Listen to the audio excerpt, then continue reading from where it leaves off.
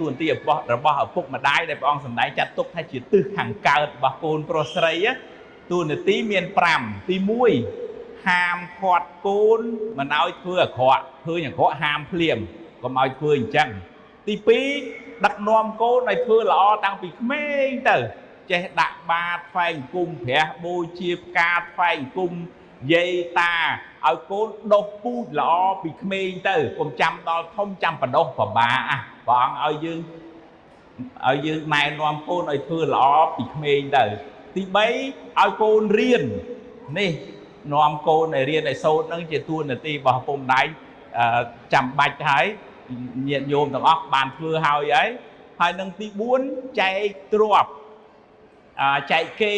ប៉ុន្តែចង់បែងចែកគេមរតកហ្នឹងជា3ហើយញាតិញោមគួរតែមានទាំង3ទី1ចែកគេលុយកាក់ផ្ទះសម្បែង